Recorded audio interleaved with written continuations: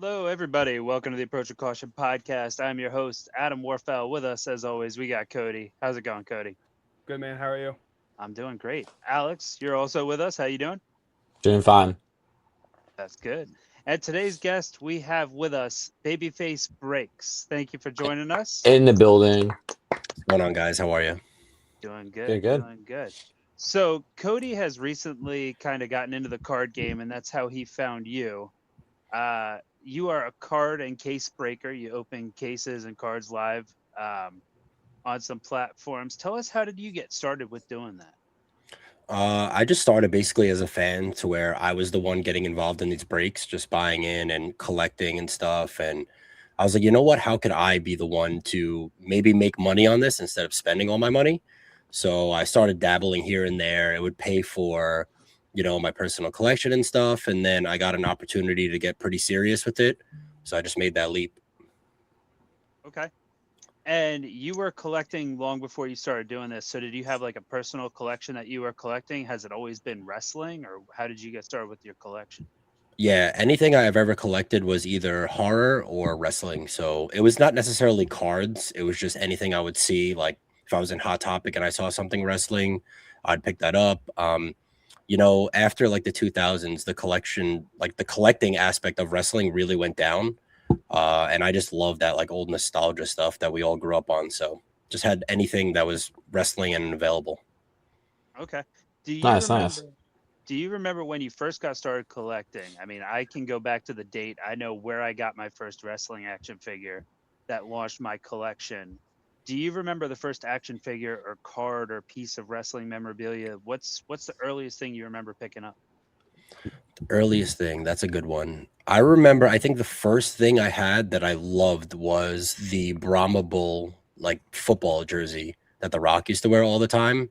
And it was my dad's, and he gave it to me. And that was like my first thing. I was like, oh man, I love this stuff. So that had to be the first piece for sure. Okay. So going along with that, were you a Rock fan, or was it just because it had that sentimental value? It was like, oh, this was his, now it's mine. Yeah, no, I love The Rock, and my family loved The Rock. I mean, I got into wrestling because my aunt was just a fan of The Rock and his appearance, so that's really how I started watching. But yeah, nothing crazy. I mean, he was obviously one of the great ones, but no, it was just a sentimental value of wearing a piece and feeling like The Rock at a young age. Okay. So going through that, you kind of were into horror, you said too. So when did you divulge into the horror scene? It was literally the same exact thing. I owe it all to my aunt. She's like my sister. We're not a big age gap. She used to live in the basement of my house. So like I would go down and hang out with her. And the only thing on was wrestling and horror. And she took me to my first movie, which was Halloween H2O. And I was completely traumatized by that whole experience, but that's why I love it. Okay. So now that you've become kind of the case breaker, I got into them a long time ago, and I got in a lot of trouble, man, because they're addicting. Do you have like a regular clientele that comes back just every time and says, hey, I want this person? And do you usually reserve it, or is it a first come, first serve basis? There's some people that know when I post my shows and then they'll grab the same exact spots. But yeah, if there's a buyer that's been with me for a year or something and they've been doing the regular, I would say I definitely honor that. But when products get hot and they're brand new, like it's going to be first come, first serve. Once I post the show, you can go grab whoever you want. I mean, there's times where I've waited too long for a show to be posted, then I couldn't pick up my PCs. So it is what it is. So you and Cody kind of run into the same thing where you both collect a little bit of Dominic Mysterio. Hmm. How hard is it when you have to do one of these case breaks, if you ever like rip one and somebody bought the Dom spot, or do you keep that just for yourself? It's the hardest thing in the world. There's nothing worse in this world than opening up a Dom Mysterio card, a sick one for like that I opened, and it's for someone else. So usually I try to maybe pay it off and buy it, but sometimes I'll just take the risk and hopefully nothing comes out of his. So what Cody's got me watching a bunch of your breaks that you've been doing lately. With the prices, it's so varying, right? Like one guy who could be like a lower middle card has a little bit higher of a price, but then you got a guy who's like a top star with a little lower price. How do you set these? Is it based off of how many hits could be in the box, or how you know, how many times it usually is in a box. Like we watched something and we saw there was a lot of Tatankas coming up. Hmm. And to ship that, I mean, if you're shipping 14 or 15 Tatankas, that becomes heftier than, let's Yeah, say, one Hulk Hogan or one Rock card. How do you right. come up with your pricing for that? It's a whole strategy team to where the first thing we look at is the checklist and like you said, how many hits are in the product. So a new product's coming out. It's called Universe, and CM Punk is leading it with 8 different hits. So obviously you have a higher chance, and people want to grab that spot because you have more chance of hitting. So he would be a more expensive spot. Another thing we base it on is if the person has autos. So you said Hulk Hogan. Some sets, obviously, he doesn't have autos anymore. Some sets he does. So if there is a Hulk Hogan auto, that's going to be a super sought after spot, right? Because we're never going to see another Hulk Hogan auto. So it goes by autos, the amount of hits, the popularity right now. So Danhausen's going to have a pretty expensive spot coming up. And just people that we see get bought a lot, obviously, is going to be, in a reasonable spot. But these other people that NXT talent that nobody knows of, we're going to price cheaper just to get rid of them. So when these come out, do you do you pick up a whole bunch? Like let's say you do the case breaks now. Do you have an inventory where you say, all right, I'm gonna rip these half and I'm gonna sit on this half, or is there a certain point where you keep for resale later? Or is everything you get in kind of for ripping? Everything I get is for ripping. So I'm with the company that we are working on allocation straight from Tops. So everything I get through the company is for ripping, and he really puts that on me and when I want to rip it, and when's going to be the best time to do it. Anything I buy for personal stuff, I could sit on as well. But there's also another thing to where you could sit on a couple of these boxes like Royalty that just came out, and if the John Cena patch was never hit, there you go. It's super up in price to where you could either sell it or rip it. So balls in your court. Right. So talking about the high price, super high price. I mean, recently we just saw that Cena patch go for a lot of money. Do you remember what card you've ever pulled that has gone for either above what you expected or above what anybody expected? What's like the highest card that you've pulled? It literally just happened within the month. I pulled a triple auto of the Undertaker, Kane, and Stone Cold Steve Austin out of a UK exclusive set. That card should be anywhere from 25,000 plus when they put it on auction. So that has to be my number one. Wow. Dang. Man, Yeah. that's a good rip. Hmm. So what happens? I know when I would get into case breaks, it would be randomized between like I would do NASCAR case breaks. If Hmm. there was like a dual or a triple or a quadruple autograph, how do you do it? Is it through a random process? Is it whoever picked first? How do you decide like if it goes to the Kane spot or if it goes to the Undertaker spot or if it goes to the Austin spot? Yeah, that's a good question. With a card of that value in like the 20,000s, I wouldn't put it on random. I would give the chance to the owners, into which this situation, one person owned Undertaker Kane, one person owned Stone Cold. So I put them in a group chat with me. I said, you have 24 hours, figure it out, whatever you guys want to do. I'm not going to leave it to a wheel spin on something like that. But a smaller card that's not really that nobody could come to an agreement on, I will just do a wheel. So All right. So Hmm. you said you wanted some harder questions. I got two for you. let's go. PSA grading. If people come in and it's a 9, they say it's practically like you didn't even get it graded. Is it even worth it for you to get it graded, or should you just sell them as raw? PSAs, yeah, that's a pretty tough question. It's for wrestling, we've pretty much like cracked the code where it doesn't really mean anything. A PSA 9 is going to go for the same amount of money as a raw card, which it shouldn't, in my opinion. I think it should go for a little bit more, but grading doesn't really mean everything, especially with wrestling right now. Sports, totally different animal. Wrestling, it's like the only true collectors. So I know if I want a card, I don't care if it's a PSA 10, 7, not graded, raw, I don't care. So I'm just going to go pick that up. Vintage stuff, that's like the only thing I could really put a value on, to where something's vintage, not going to come out again. Then you could start basing it off then. But as of right now, it's if you have the card, you want to get it graded for yourself, sure. But if you're trying to grade it to make a little bit of money on it, I wouldn't. Okay. So it's kind of like the Let's same like with like Pokemon cards too. Like a lot of people get like their cards graded, to see the Yeah. value on it Yeah. too. Pokemon's a little different because there is a market for PSA 10 Pokemon. Wrestling is just, it's not there yet. It's a smaller niche market. Yeah. Maybe it does get there at some point to where I am sitting on a decent amount of slabs, but as of right now, I don't think so.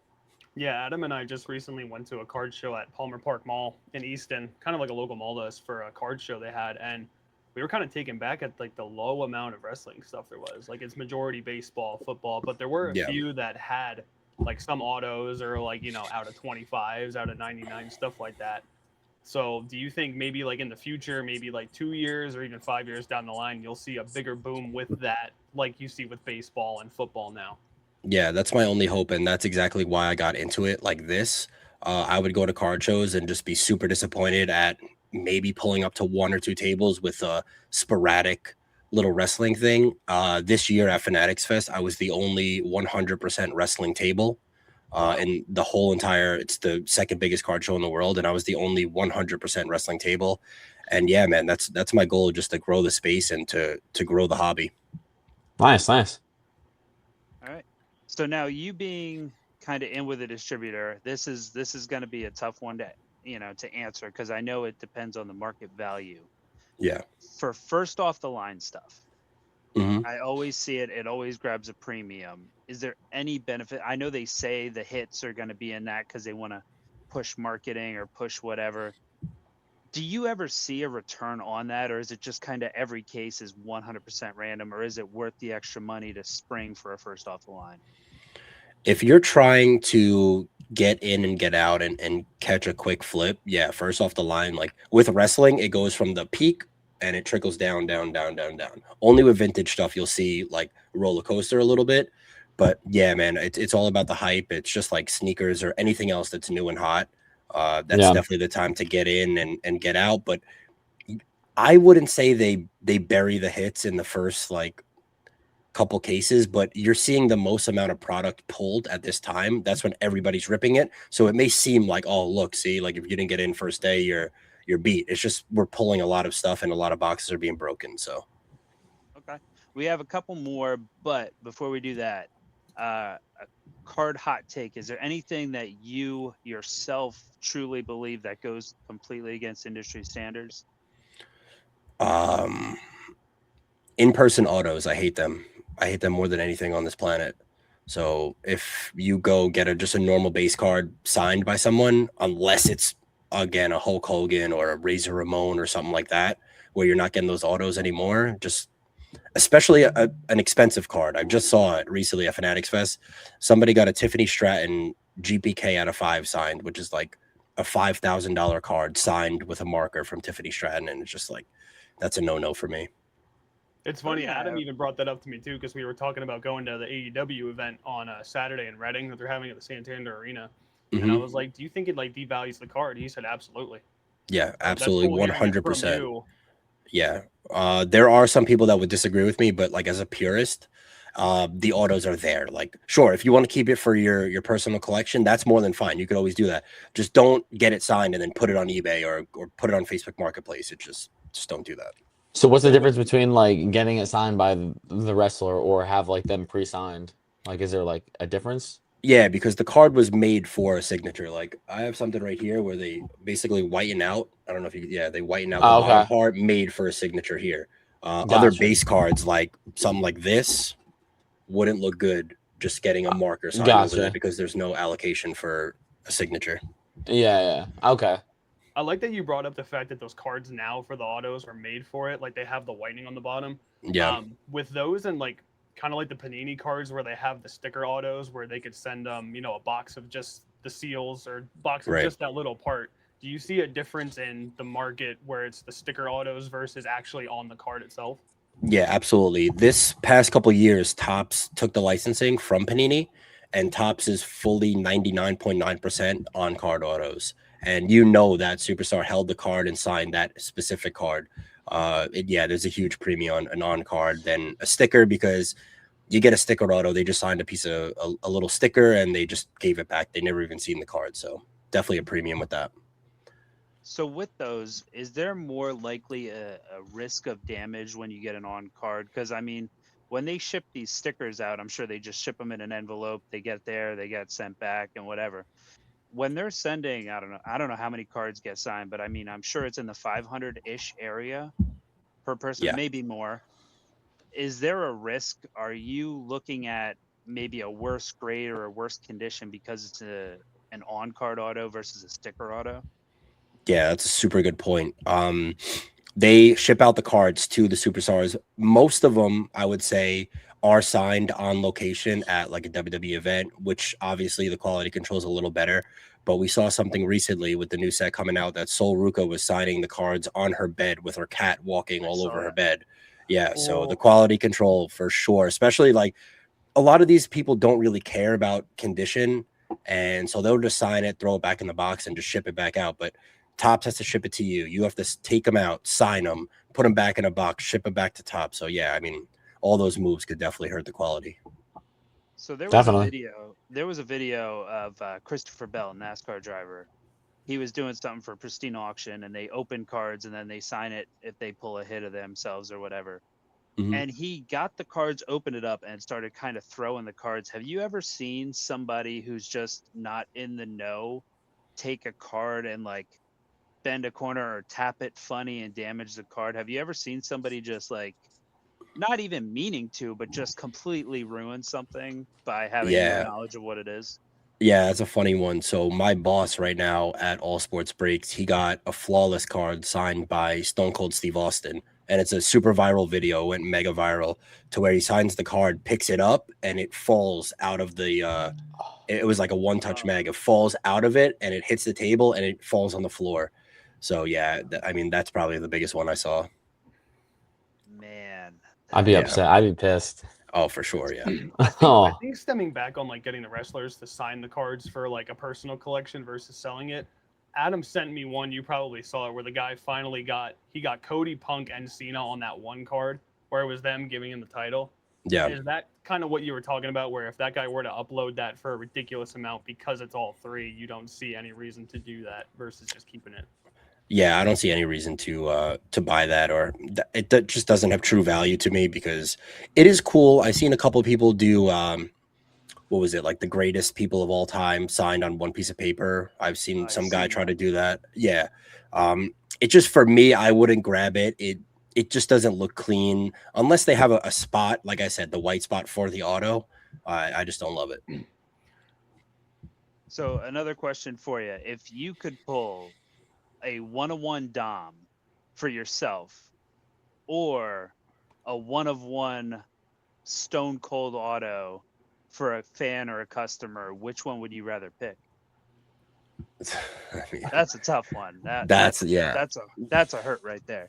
that's a tough one. It depends on who's the fan and how big the magnitude of the card is, but I have the most 1-of-1 Doms in the world, so I think like another one. It depends on which one. If it's a super high like valued set that I need, maybe that. But obviously, I'd want to see a 1-of-1 Stone Cold go before me just putting another Dom in a box in my closet. So Okay, that's the noble cause. I'd be selfish. I'd pick my 1-of-1 Ty Gibbs over giving Cody a Briscoe or a Dom. yeah, no, I mean I get it for sure. It's just I don't sell my Dom, so like maybe Right. that has like some value to that person where they could make some money off it. Just me, it would just go, like I said, in a box in a closet and collect dust. Okay. Cody or Alex, you guys have any before I keep firing off? I feel like I've been asking a bunch of them. so the one question is what's the most expensive one you've got? Expensive Or- card I have. Personal Yeah, collection? yeah, personal. I would say like If you want it, answer. no, yeah, I'll answer. I'm not gonna say a value of it. It's a one. It's not a 1-of-1. It's a hand numbered rookie Stone Cold Steve Austin auto signed Austin 316. There's only 500 made in 2001, and mine Wow. is the second highest graded in the world. Wow. My God. Okay. Yeah, it's a pretty cool one. It's definitely the baby of my collection. It's something that you could offer me whatever amount of money. I'm not going to sell that thing. It's literally a national treasure in my opinion. That's crazy. That's awesome. a hell of a hit. Yeah. So how did you come about getting that? Was it obviously it probably wasn't pack pulled because they weren't really doing numbered back then, right? Or was No, that the so- WWF SmackDown set? That was was it Action Packed? No, it was Fleer. It was Fleer that came out with that. It's the signature move set to where he's actually doing the Stone Cold Stunner, and it's one of the first cards actually hand numbered. So he numbered every single one of them and signed them. Only 500 in the world. I didn't pull it, obviously. I had an opportunity to buy it last year at Fanatics Fest, and it was something that I would never let go for sure. So with Austin's autograph, and I've seen it a lot of time, and Tom Brady recently came out and said, "Oh yeah, I changed my signature." What is it like when the market happens? Does the sig get hot, like a full Stone Cold Steve Austin sig on a 1 of 25 versus a Austin 316 sig on a 1 of 5? Is one more valuable than the other, even though the full sig is there's 25 of them versus the Austin 316 at a number to 5 or whatever? Yeah. Austin, I'm gonna say Austin, the Undertaker, and I would say them too. They have the best autos in the world. They take their time with every single card. It does not matter how many times they sign. Stone Cold Steve Austin's auto is insane. Undertaker's even better. So it's hard to say with that because he signs the same thing every single time. The only thing you see is an inscription. And if you do get an inscription from Austin or Taker, yeah, that's where the money really lies because those guys barely do inscriptions. So the money is all in the inscriptions because you're basically making it a 1 of 1. And it depends on what it says. Like if it says like the Undertaker just did one, it just put RIP and it was just so dirty. It's such a cool one. But yes, Stone Cold is spot on. Every single signature is perfectly aligned and taking its time. So he's a hard one. Hulk Hogan's a good one to say because if you get a full Hulk Hogan, that's worth money. If you get a Hollywood Hulk Hogan, which he barely does, if you ever look, he usually just is like Hollywood. But if you get a Hollywood Hulk Hogan, yeah, that's worth some serious money. Okay.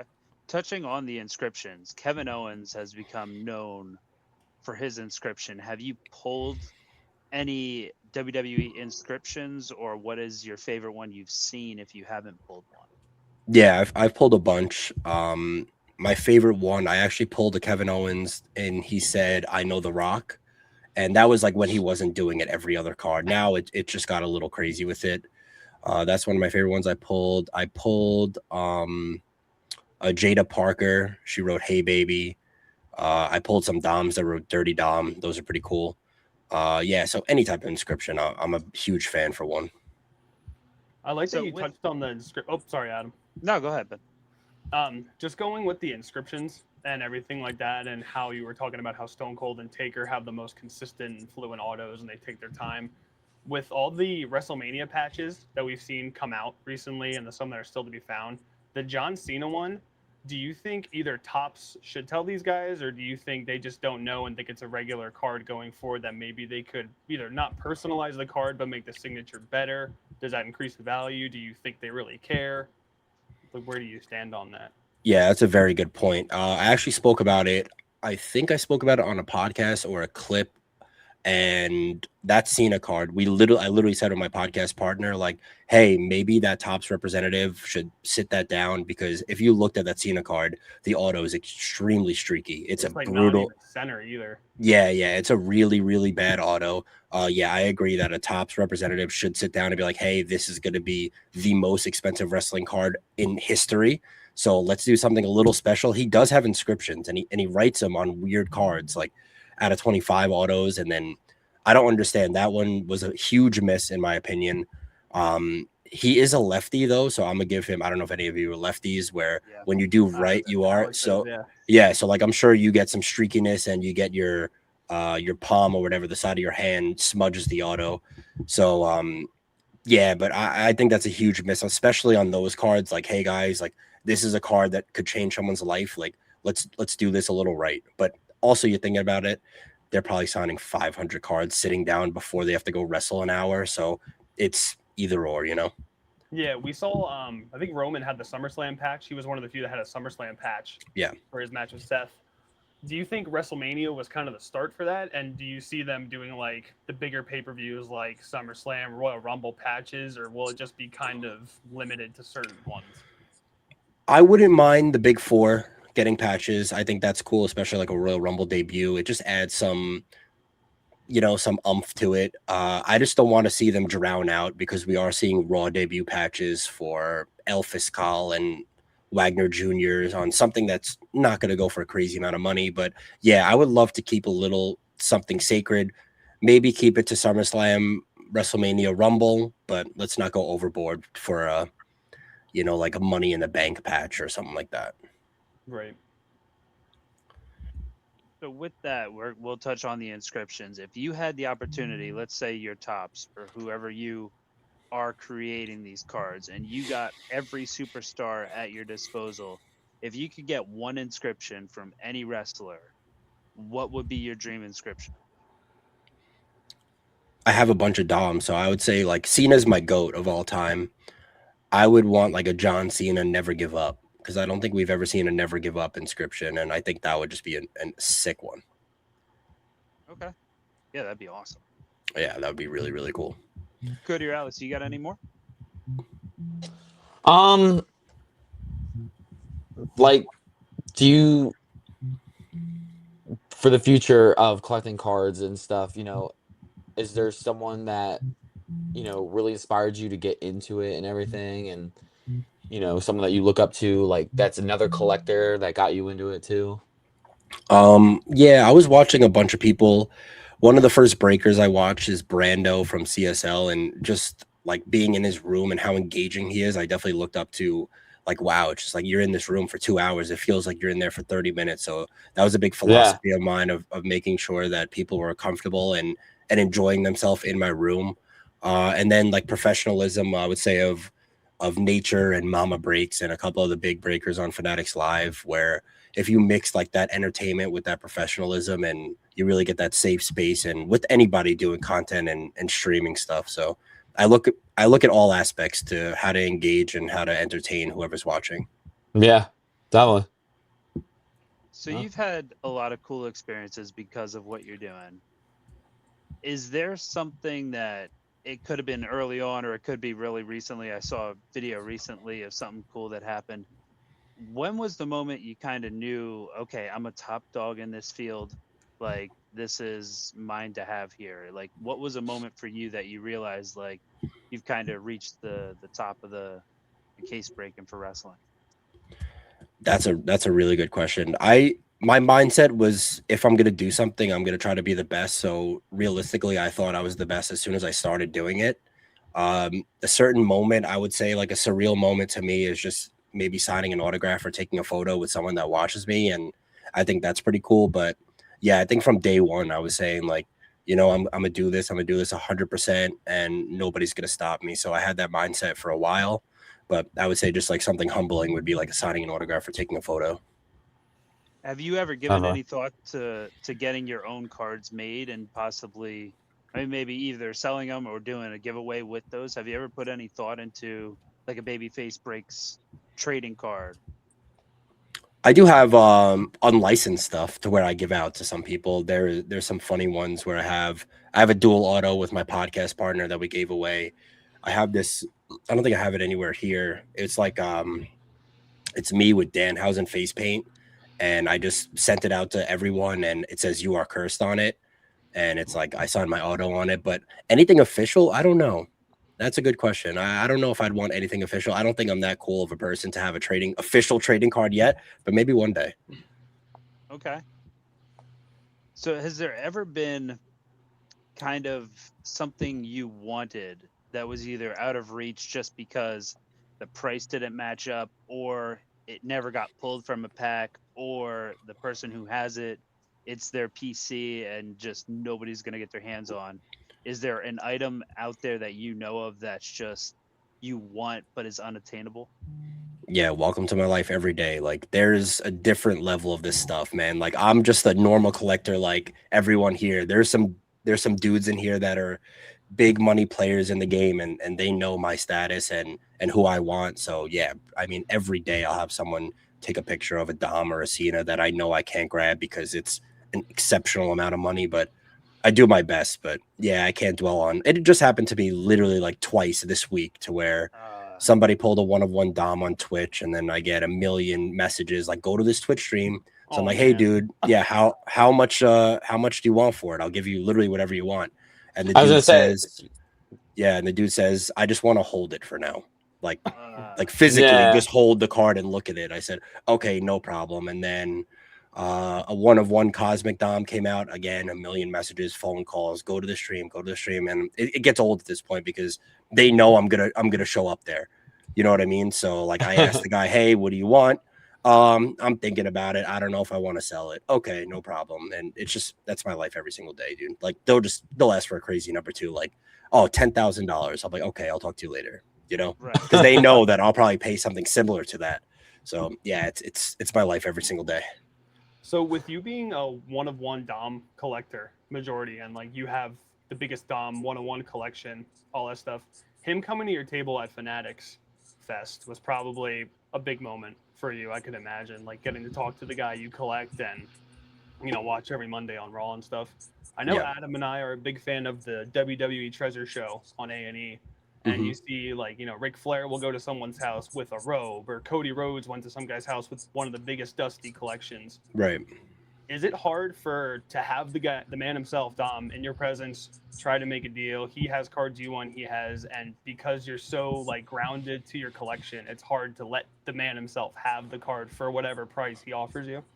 Yeah, I mean, we talked. He came back to my table 4 times just to try to make a deal. And I was straightforward with him the whole entire time. And he was also straightforward with me as well, to where, like, I see a future in Dom.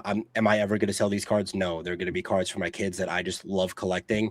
But if I could share that with the guy himself, of course. And we've talked about it, and he offered a couple things that I could have got myself, that just the sentimental value of the cards that I have of him are too deep. But something that came out of it is that me and him are like actually super friendly now. We text basically like almost every day. So, I mean, just the relationship coming out of that, and showing his love, and, I hunt cards for him and he's like, hey, should I grab this? So, I mean, just that alone was the coolest experience ever. So yeah, for sure. I became a fan of Dom.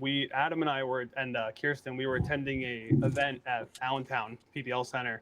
And the way they do it is they drive in and they go right under the arena. So the odds of them coming back up and stopping, signing for whoever, I think there was only maybe 12 or like 10 of us up there. There wasn't many.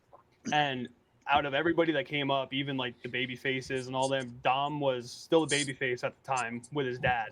And he fought the Miz that night. But he was the only one to actually park his car, come up, sign, and take photos for everybody.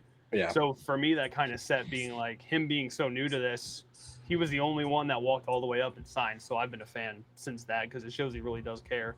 For sure, yeah. And when I spoke to him, it's just like off cameras and stuff like that. When you just have a normal conversation, he's just like any one of us. And I think that's the coolest thing. And when you share a passion for anything, you connect. So yeah, it was awesome getting to speak to him, and just like a genuine, humble dude, like just loves collecting cards, shoes, whatever. And yeah, just a top 10 moment of my life for sure. That's awesome. That's awesome. No. So do you have a go-to wrestling match? Like if somebody who's not a wrestling fan, and this is a tough one because I struggle, and then I proceed to rattle off 10.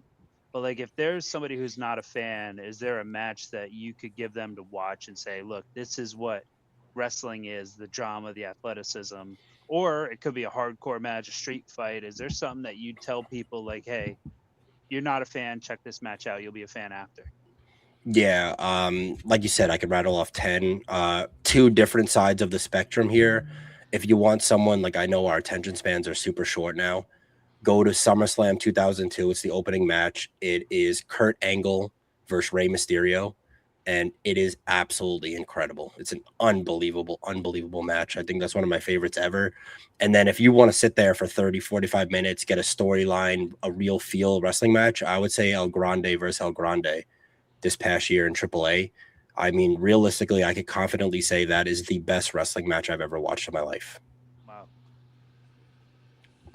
Yeah, that's incredible. So you kind of have that luchador enjoyment kind of thing, because I know I'm a luchador mark for sure. Yeah. Yeah, I love Ray. I love Ray and Dom.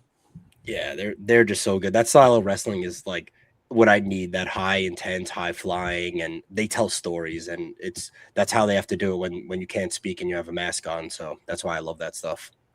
Well, it's still crazy that Ray is doing the things he's doing. I mean, you got guys out here who can barely walk, and Ray's still wrestling like he did in 2002. It doesn't look like he's shown any signs of slowing down. That match last night on Raw against Chad Gable, if you haven't gone to see it, like go to Netflix, watch that. That was unbelievable. The dude's like over 50 years old. It's crazy. It's actually the most insane thing. And the dude's a legend. He should have got his flowers way more than he actually did. But yeah, you can't say enough about Rey Mysterio. That's why I'm betting on his son. You got to bet on the bloodline there. Yeah.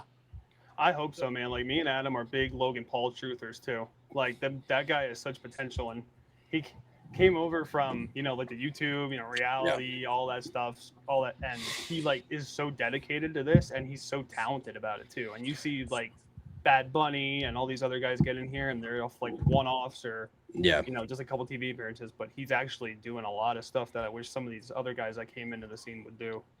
Logan Paul is my top 3 right now for sure. It's unbelievable. I wish the hype didn't get to everyone, and I hope everyone didn't see it. And I hope he came out with cards before this hype came out, because I would have been a huge collector in Logan Paul. But now it's already set in stone. He had the 3rd highest wrestling card sale ever already on his 1-of-1 non-auto. So yeah, the cat's out of the bag on that one. Logan Paul's a main eventer, undoubtable superstar for sure. And he's not afraid to take like risks too either. Sorry, Adam. No, you're good. He's not afraid to take risks in what he does too. Like he's had a lot of backlash, before, but the dude just like tops it and keeps coming out with ideas, and he's sticking to it. Yeah, no, he's unbelievable. And it's some guys you could tell when you've been watching this for so long that who has it, who don't. That's a number one point. He has aura. He's just a natural. And when you have natural talent like that with natural heat and like experience on the microphone, it's just a no-brainer. That guy's an absolute WrestleMania main eventer in the next 5 to 10 years for sure. Yeah. And he knows his stuff too. Like, there was a video out there. He always takes care of the fans. Every time I see him, Oh yeah, whether it be a Facebook video, we know somebody who met him personally at Fanatics Fest after his podcast. I mean, he is always taking care of the fans. But there was a fan with a card that came out that wasn't even ready or whatever. He's like, "There's no way you got this in time." Like, he knows not only his potential, but he knows the card game. He knows what he's doing. He always takes care of the fans. And I wish there were a lot more wrestlers like that took care of the fans, man. He's one of the top guys. For sure. He just came out with a video with Gary Vee, and Gary Vee asked, like, why weren't you in my set? Because Jake was in it. And he was like, dude, if I'm going to be on a card, I know for sure that I want to pick what card and what set I'm going to be on, because he does know the game. And if you start oversaturating those cards, your value becomes down. And that dude is one of the smartest human beings I know. And just, it's unbelievable. He really is unbelievable. And the sky's the limit for him. I kind of want to ask you about the taking care of the fan aspect. Adam and I have had some encounters with wrestlers at the venue. He's had some encounters with wrestlers at meet and greets and stuff like that. You being around these guys for so long and getting to know some of them growing up in it, have you had a bad experience with the wrestler? You don't have to name names, anything like that. I'll gladly name his name. One where you're like, never again, not worth my time. I will gladly name his name. Can I use the H word? Can I hate somebody on this podcast? You can use whatever word. Do whatever. Yeah, bro. Lord, do I hate Phil Brooks, CM Punk so much? That guy is just the biggest. Can I curse on here too or no? Yes, you can. That guy's a fucking douchebag. Like, that guy stinks. Talk about someone who his shit don't stink. That guy's shit stinks bad. And yeah, he thinks he's cool, like going on NXT and stuff like that. And he is just an asshole. You could tell what type of human being that guy is. And I had the worst experience with him at a Comic-Con, and I thought I was pretty genuine and just wanted a photo. And he literally was like, no, absolutely not, and walked away. And I have a photo of me taking a selfie with him swiping his head, so it's just a blurry face. Yeah. So I tweeted it at him, and I was like, "Oh, never meet your heroes," and then he blocked me. I was like, might have been like 16 years old too. So it's yeah, it's a shame. I grew up. I still to this day live straight edge because of the 2009 Punk. Fair was like my guy. Mm-hmm. And I was in middle school, so I was watching CM Punk all the time. And then growing up, and it's like, man, got released from TNA because of personal disputes. Went back to Ring of Honor, got released because of personal disputes. Got sent to WWE, got released because of personal disputes. Went to AEW. It's like, man, eventually, like, if everybody else is an asshole, you just might be the asshole. Yeah, and you see it so many times, and I say it like, how many times this guy gonna get? And you talk about, sure, like in ring wrestler. I'm not gonna talk about how he is in ring and stuff. He's an all time great for sure. But we're talking about giving time to the fans, and boy, does that guy not care about anything but money and himself. So Right. That's not who I thought he was gonna say. who'd you think? I was thinking we are the three of us up top here are on the Jey Uso hate train. Oh, that dude is just For super. He's life. super off the marijuana at all times at meet and greets. So like, I don't blame the guy. Like whatever, yeah. But I heard he's an asshole as well. And Bubba Ray Dudley, if you're listening, go fuck yourself as well. So I work that's- I work with this one guy, and I rolled into work, and he's got a Jey Uso hoodie on, and I was like, come on, like not even a t-shirt. This dude bought a like probably $80 Jey Uso hoodie. It's I'm like, brutal. out of It's every brutal. fucking wrestler, you bought a Jey Uso hoodie. Yeah, that Gotta guy be the most stinks. like waste of money ever. Yeah, it was. He had such a promising run too, and I think he got salty after he couldn't handle the WWE Championship. But listen, like Yeah. whatever. Our joke is Jey Uso main event, and not even the main event. Yeah, It's like he's- Saturday night's main event, Jay. Saturday Yeah, night. I love that. That's a good one. I mean, right now he's in a good place, good storyline. I don't really hate him as much, but yeah, like whatever. It's Jey Uso. Who cares? Yeah, going way back in this episode, I like how Adam asked you about like if there was one match you could do, and I was born in '96 and I got into it around like 2002, 2003-ish, but I can't really remember the matches then. But as I got Yeah. older, I started understanding the storyline aspect of it more. And it might sound cliche, but like storyline wise, I don't think you can beat WrestleMania 40 Cody beating Roman. Like that last like 6 minutes of that match is one of the best things I've ever seen. For sure. It's a pop fest. Yeah, and then for like wrestling aspect, a weird one for me was I think it was NXT Takeover Brooklyn. It was the ladder match for the North American title. It was like Killian Dane, Velveteen Dream, Ricochet, Adam Cole.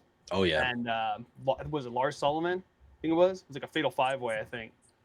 That match just from start to finish was just nonstop action, and it shows you the aspect of how these guys put their bodies on the line. I mean, I go up a 10-foot ladder at work to paint something. I'm like, I'm not jumping off of a 20. Yeah. Hell yeah.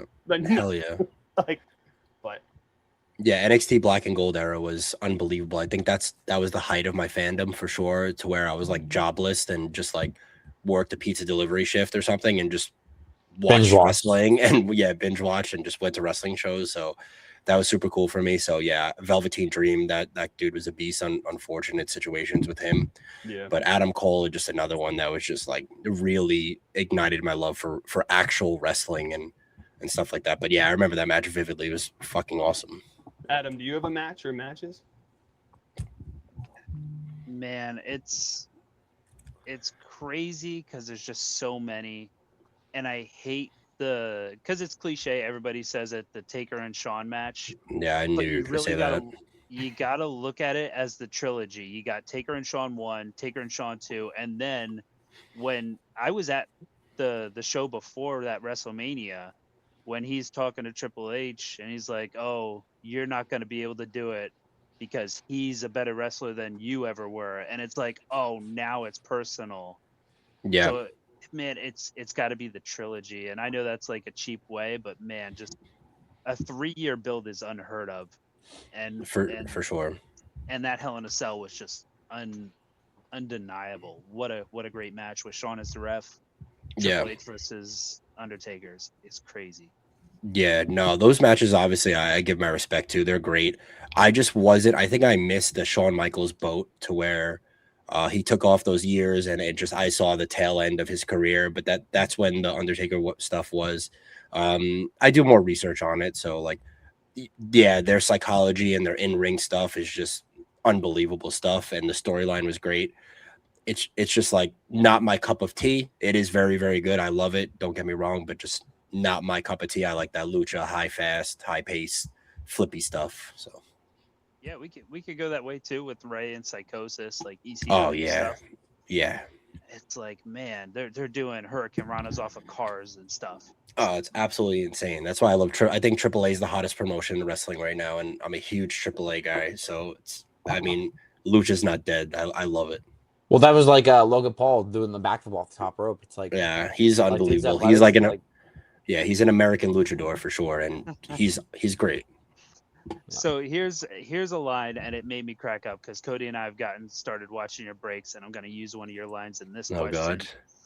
Would you rather have a great build and a bad match, or a build that is just flat cheeks and a great match? Oh, I'm a sucker for the build, man. I'm a sucker for the build, like for sure. A good example of that is one of my favorite matches ever, and it was a cheeks match. Was Seth Rollins versus Cena SummerSlam when Jon Stewart came out and Oh ruined that yeah, match. But that build, that promo, I could go line for line, word for word, and it was the broken face where Rollins gave him the knee, and then it was Triple H and Rollins as mentor mentee, and John Cena trying to win both belts. I mean, I'm a sucker for the build, but yeah, it doesn't really matter. I don't know. Like I'm usually drunk when I'm watching wrestling matches anyway, so okay. just give me a good build and I'll be all right. It sucks that Seth has had so many injuries because I could see him going well into probably like Ray's age, and he's one of the most talented I think I've seen ever. Easily. I'm such a Seth Rollins sucker, and I hear it time in and time out. But yeah, he's so injury prone, and those injuries really costed his whole entire career. He's still going to be remembered as one of the greats, but he could have been Shawn Michaels esque if things panned out, but just injured too many times. Well, it's a problem with wrestling. I mean, it is super dangerous, the sport. And you look at guys like Seth who gets hurt. You look at guys like Dolph Ziggler who gets hurt, and it's like right at the pinnacle of their career, Mm-hmm. getting hurt. I mean, Finn Balor won the Universal title for the first time, and he gets hurt, and it's like, man. And I mean, that propelled Seth Rollins way farther. But you know, you look at these guys; it's a dangerous sport. Looking back, I always look at the Sid Vicious when he broke his leg in WCW. Mm-hmm. Do you remember ever seeing something that was like, oh, that's nasty? Like that is one of the grossest injuries I've ever seen. One of the grossest injuries for sure was that Joey Mercury ladder spot. Oh To yeah. where that was a gruesome one for sure. I'd rather see blood than broken bones. I don't really maybe I black out broken bones and stuff like that.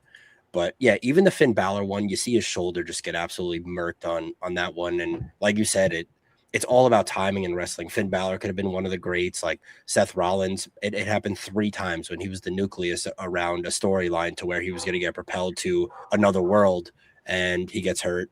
Yeah, it's all about injury. And that's also why like The Miz has the career he had. The guy never got hurt. He worked all the time, just a safe, solid wrestler. And that's what he's known for.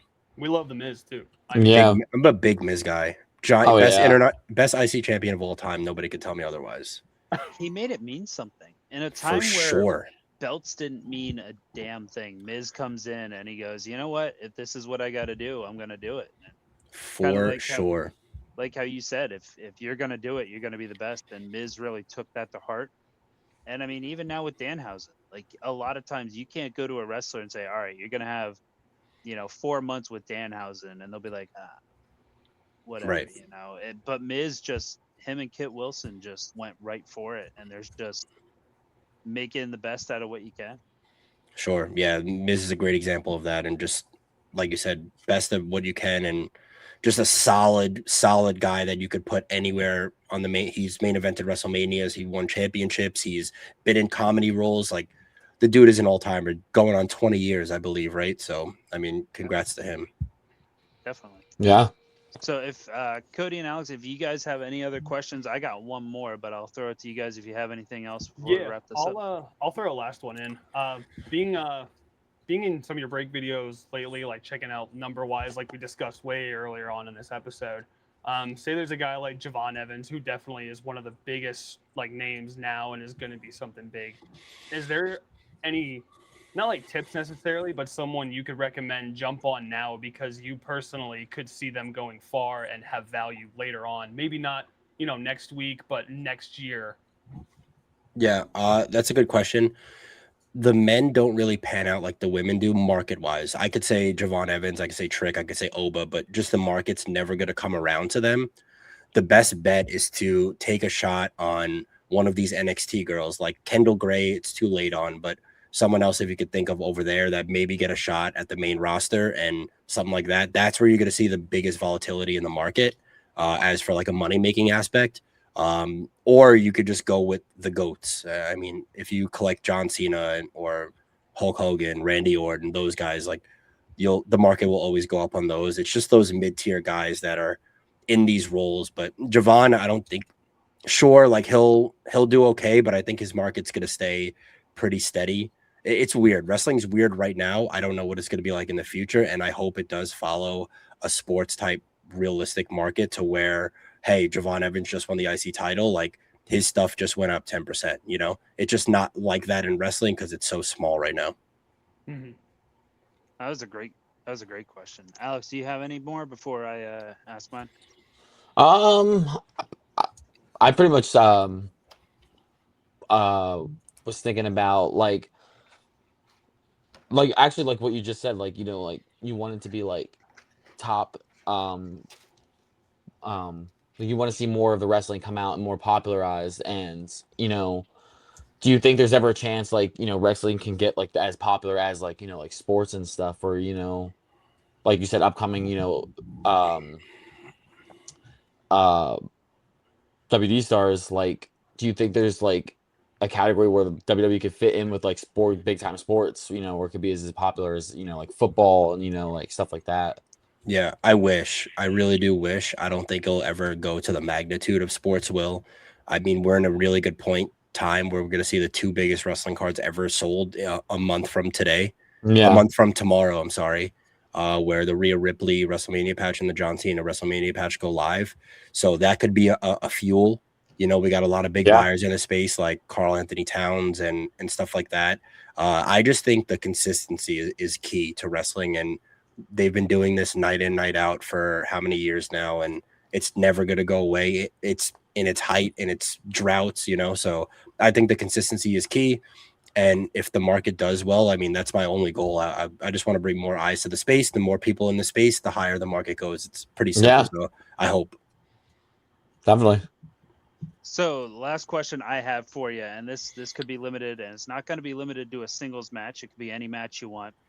If you were head booker of a show and you had unlimited access, any wrestler, past, present, future, what match would you like to see? Would it be a singles tag? Who would be in it? Would it be a hardcore street fight? Falls Count Anywhere? If you could make a match, any wrestler, anytime, any promotion, what would be your dream match?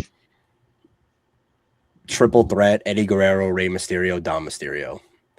I mean, I think that's an easy one for me. I don't know if the gimmick would be like true custody of Dom or something like that, ladder match, or something cheesy like that to where Eddie cheats and wins. But yeah, I mean, just seeing those three work and just seeing like some real like father son stuff with the Godfather of Eddie, and man, that would be like a dream come true for me for sure. That would be an incredible match too. Like that would be phenomenal. Yeah, that'd just be unbelievable. What's that, Cody? You got one, Adam. Oh my God! Maybe we'll round robin this. Yeah, let's go through it. I want to hear you guys. Oh, man, I always like to ask too with other wrestling fans. Like, I'm gonna take one match from each of you that maybe you don't think I've seen, and I do go back and I like to see like your favorite match. Like, even if I did see it, I'll rewatch it. So it's a question I always love to ask on any show I'm on that we talk about wrestling. So. Well, Alex is new to this, so I was just gonna say notes on the matches we're talking about. Yeah, good. Man, and I'm sure I could come up with a better match, but I'm so mad and bitter I got blue balled on it. The Stone Cold versus CM Punk, they teased it so hard. Yeah. They teased it. They did that sit down interview. They did everything. And I was like, we're going to get Stone Cold out of retirement. We're going to get Stone Cold CM Punk. I'm sure the match would have been the shit. Yeah, for sure. Like, but man, I wanted it so bad. I would go back and say, this is what I want to do. This is what I want to see right now, you know, just to pay that off. Cause I think that was such an incredible interview that I was ready for it. No, for sure. Yeah. I would definitely love to see that too. It's two of the best, like on the mic, the aura, they're super similar people. I mean, they could really come up with a good one for sure. Right. All right, Cody, you asked me. You had a little extra time to think about it, but go ahead, Cody. I'll throw a monkey wrench into this whole thing. I'm gonna do a Survivor Series style, That's solid. like four-way tag. We'll do the Undisputed Era against the Oh, OG God. Bloodline, the Usos, Solo, and Roman Reigns. Oh my While God. they're all champions of their What? respected brand. I think Yeah. that would have been a barn Take the burner. Usos down. Like that would have been a barn burner technicality powerhouse fucking main Yeah. event. God, Like- the Undisputed Era was so good, man. I was such a mark for them. Like I freaking love those guys, and damn, yeah, that would be a really good one. The Bloodline don't get enough love because it's the best storyline in wrestling history, and Even you know now, it's crazy. Like that Yeah. Monday night episode where Solo, essentially turned, and it was like almost an equal pop to Sammy doing it. Yep, Yeah, it's great. It happened like 8 times already, and it's still good. So it's crazy. All right, Cody, I'll let you start since I had to start on the last one. A match for him to watch that he might. I'm gonna write it down too. A match for him to watch. What hasn't he seen though? No, I've probably seen it all, but like someone gave me a Terry Funk Cactus Jack maybe from like a weird Japan thing. Like you can get weird with it, or just it was a death match. Yeah. Huh. Yeah, I remember that. Yeah, that was an interesting one. Of their one. matches. I'm gonna say Draco Malfoy, Harry Potter ladder match. Make it happen. Yo, that's fire. Yo, let's get it. Yo, Tim Hortons has they have mystery donuts. I just grabbed one. And it's like they sort you into a Harry Potter house. It was pretty sick. Oh shit. Yeah, and then I have a huge golden snitch that had Timbits in it. I literally just got home and ate those all up. So I'm stopping in the morning now. Hell yeah, dude. Hell yeah. Probably Gunther, Walter versus Pete Dunne for the United Kingdom, for the NXT United Kingdom title. That was insane. That was when Walter was beef. Yeah, no, I know. I thought you were gonna say Walter Dragunov because those matches are great too. They are Pete Dunne as the bruiserweight, man. I was such a big fan of him, man. I was about to get a bear tattoo on my knee just because of Pete Dunne. So ask Adam. I'm a Pete Dunne believer. Like I have his original NXT shirt, bruiserweight shirt from overseas that I'm like never gonna get rid of. So did you know that he was the coordinator of the El Grande match in AAA? So I mean, he's just unbelievable. So smart, just an undersized guy that just didn't really get his flowers either. So that we need to get rid of that Butch era. I wish we could erase that. Like dude, how they that was so bad. We could erase that was so bad. If we brought back the bruiserweight, that'd be so sick. Yeah, I think a bruiserweight versus Chad Gable would be pretty sick. Me versus Chad Gable would be a good match. It doesn't matter. So I got to preface this by asking if you want to watch something absolutely terrible or if you want a good match, because I got one either way. I mean, terrible as in like comedy, I'm gonna laugh, or just like, wow, that's the worst match ever. You're gonna laugh because it's the worst thing you've ever seen in your life. All right, yeah, give me both. Like I would love to see it. More wrestling for me to watch. So one of the recent ones, I know you're a big WWE guy, but man, what blew my mind recently, and I'm a big MJF guy, MJF Kenny Omega for the title. Was it that bad? No, it was awesome. It was good. Okay. That was the top of the line thing I've seen recently, man. It was incredible. They went for a marathon and just back and forth. Worst one you're ever going to see, Terry Funk, Norman Smiley. And Norman now works with the Performance Center, but Ralphus, Chris Jericho's old manager, gets involved. I think it was Slamboree like 2000. But it's a hardcore match. Terry Funk, Norman Smiley. They miss spots. They go through catering. Oh God, I can't wait. It might be one of the funniest matches I've ever seen. And this is past the point of Terry Funk being Terry Funk, but he's still trying. But you got Ralphus, who weighs like 450, Norman Smiley. I mean, he's still working for WWE, so good for him. But man, I hope they never see that match. That's awesome. Something I do want to bring up too, like I don't know if you guys like are on board with this, but I do remember that MJF Kenny match, and that was just like the AEW style of wrestling to where you kick out of every finisher just doesn't do it for me. It's cool when you're there. I just can't believe it. And I know like older style wrestling people are just like, that is just a no. It's just like, I don't know how many times can you kick out of. I remember that match. They were just going back and forth. It was awesome. And I do love MJF. I think he has a real solid career ahead of him if he went to WWE. But I will watch it. I'm not a big Kenny fan, but I'm going to watch it for sure. Well, going off the finisher thing, we were just watching the pay-per-view together when Baron Corbin came back. And he hit the end of days, and I was like, "There's no way Baron Corbin's winning this title." And he hit the end of days, and I was like, Yep. "Nobody's kicked out of the end of Yep. days. Like one person has ever kicked out of it." And I was like, "He's really gonna win the title." Like It finishers is is such a great. damn good finisher, though. It's It such a is. damn good finisher. And why are we protecting finishers on Baron Corbin and we don't protect them on anyone else, dude? Like, Yeah, I don't understand. Like, why are we still protecting that guy? And it's it's a good gimmick, but like, come on, we got to protect our finishers because they're being used too, especially in AEW. WWE, you'll see 2 or 3 maybe, which is cool, but AEW might be on like 6 to 10 kicked out finishers. So Right. Yeah, I don't know what Shawn Michaels' leg was made of that he always hit sweet chin music. Right, With. Everybody's yeah. doing it, and it I just mean, the is like a Samoans are main just move. the Samoans are doing it fucking nonstop. Oh yeah. That's all So- they know how to do. At least Jimmy It's and just Jay. That's all super it is. kicks and splashes and Samoan drops. Like that's it. That's it. So Well, thank you for coming on, man. This was a great Oh conversation. wait. Oh We boy. have a special thing. So earlier, Adam and I discussed that we were at Palmer Park Mall and stopped at a local card store there called Logan Sports and Collectibles. Met Dom, Okay. great dude.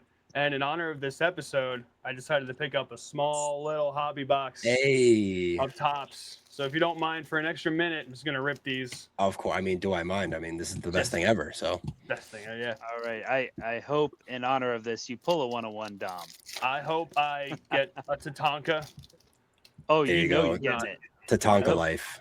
I hope this is a big bouncy booty cheeks box here. Something nice you want to see. Yeah, Channing Stacks, throw that out. Cheeks. Air's excellence of Bailey. Bailey, Alright, solid. solid. Feel bad Little for her. much. That's her waist right there. That's someone who should go to AEW. She'll pan out well in AEW. What we got going on here? Little Oscar, Oh, Oscar. I know Alex loves his Oscar. Yep. Roxy, she's gonna win the Money in the Bank. Oh, AJ Styles. Excellent Is that AJ. AJ? All right. That's awesome. A guy who yeah. has an unbelievably undervalued market. AJ Styles. Yeah, I think Roxy is another one of those, like you said, that'll eventually go up over time because she's really impressive. Yeah, her stuff definitely like leveled out a little bit, so it's a good time to buy. Got a little Axiom. Axiom. action. Oh, Ooh, that would have been a buyback. I got 2 of these now. Yeah, Natty, legend, Focus reels. I love those. Solo. Yeah, Solo Dolo. If you guys ever get the chance to watch Bloodsport, Oh yeah. who's it by? Josh Barnett. Yeah. I got to see that in Vegas, and it was just an unbelievable time, man. I mean, they really did that well. Pete Dunne was there as the bruiserweight, and it was awesome. So Shayna I'll Baszler check was that in out. that. Natty was in Shayna that. Baszler versus Natty, yeah, that was just freaking awesome. It was such a good show. No ropes, just awesome. Another underused guy, Grayson Waller, he's great. Sol Ruka, a little messy. Ren, Nikolai Volkov. Man. There you go. I did a wrestling show with him. Did you? That's awesome. Yeah, I was a ring announcer for it. Is there a guaranteed hit in this box, Cody? I assume 3 if it's a hobby- refractors. That's No, about it. yeah. The only thing is those diamond plate refractors. You might get a numbered. Hopefully. There we go. Oh, here we go. We got some Naomi. Naomi. There's a numbered Malik Blade. We got a Endris Anafi. Oh, Anderson Ofe. Oh my goodness. Out of 50. Yeah. We got 50. You got Miles Bourne, and then a Liv. Live. Oh. Make sure you give that one to Alex. Yep. What- Yep. I'll Alex. take that one. What Yep. a goddess. Girl to have a big old knot on the forehead. Yep. What a goddess. Mhm. You could chalk that up there to one of the grossest things I think I've seen, not Yeah, wrestling that- related, because that brutal. was I don't care if she's got- That injury I couldn't watch. I mean, that is just those skulls going against each other. Oof, that's the brutal. man. sound. Is Yeah, the sound is horrible. brutal. Yeah. All right, we Oh, got okay. the Women's Royal Rumble winner of this. Here, Yep. probably. Your boy. Adam. Miz. The Miz. Yes. LA Knight. Hot Yeah. topic right now. Here we go. I'll be sure to send this one over to you. Ooh, Oh, Phil. there you Oh, go. There's Phil. Yeah. There, we're Final, gonna throw that final one pack out. match. All right, let's go. Let's get something. Maybe an auto. I'd probably pass out. Here we go. You're about to get a Tony Chimmel to $3.99. No, it'll be a Joe Gacy. God, Joe Gacy. It'll be a Piper Niven. Jesus. Dude, throw. Oh, smoked. Bwop. The good old Roxanne tops. The Perez. good old tops treatment. That's unfortunate. Gotta love it. But Gotta love I figured tops. something cool to do. Shout out to Logan's Cards and Collectibles. Definitely check them out if you're in the area. Adam, love you want it. to take it out? Yeah, man. Thank you so much for tuning into the episode. We hope you guys are following, subscribing. Before we head out, if you could tell them where they could find you and tune into all your stuff. At BabyFace Breaks on Instagram. I'm also on Fanatics Live at BabyFace Breaks or All Sports Breaks. But just go to the Instagram. Everything will be put all in there. Perfect. Sweet. Thank you so much. We hope we can get you back on, man. This hour flew by Anytime, like dude. crazy. Anytime, for sure. So Anytime for you guys. So everybody make sure you head Sweet. over to BabyFace Breaks. Thank him for coming on the podcast. For Alex, Cody, and myself, we'll see you guys next week. Make sure you like Peace. and subscribe. Thanks for watching Approach with Caution podcast.